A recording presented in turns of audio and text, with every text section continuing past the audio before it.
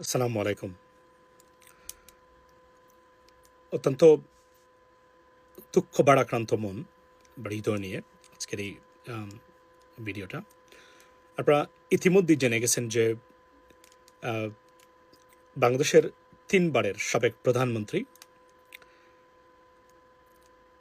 বাংলাদেশ জাতীয়তাবাদী দল বিএনপির চেয়ারপারসন এবং বাংলাদেশে বহুদলীয় গণতন্ত্র এবং বাংলাদেশী জাতীয়তাবাদের প্রবর্তক শহীদ প্রেসিডেন্ট জিয়াউর রহমান বীরুত্তমের সহধর্মিণী বেগম খালেদা জিয়া আজকে ইন্তেকাল করেছেন। ইন্না লিল্লাহি ওয়া ইন্না ইলাইহি রাজিউন।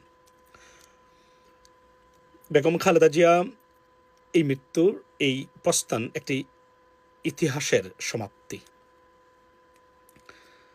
আমরা যাদেরকে বাংলাদেশের যে কয়েকজন রাজনীতিবিদদেরকে দেখে বড় হয়েছি, বেগম খালেদা জিয়ার অন্যতম।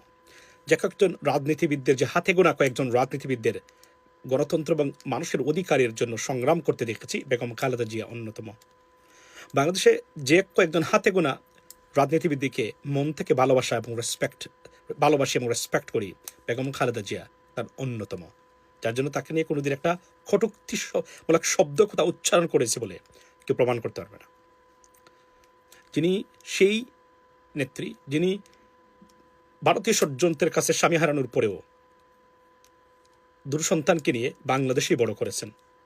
দেশ ছেড়ে যাওয়ার সীমাহীন প্রেশার থাকার পরেও কখনো দেশ ছেড়ে যাননি, বলেছেন আমার যাওয়ার জায়গা নেই, বাংলাদেশই আমার দেশ, এখানেই আমার স্থান।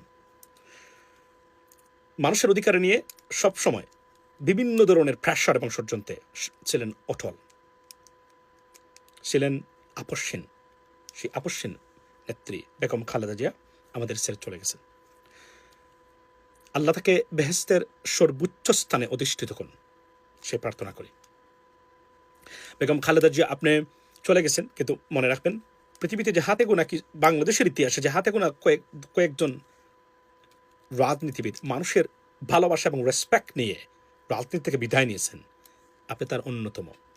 বলতে গেলে আপনার পরিবারে আরেকজন ছিলেন, সেই আপনি চলে গেছেন।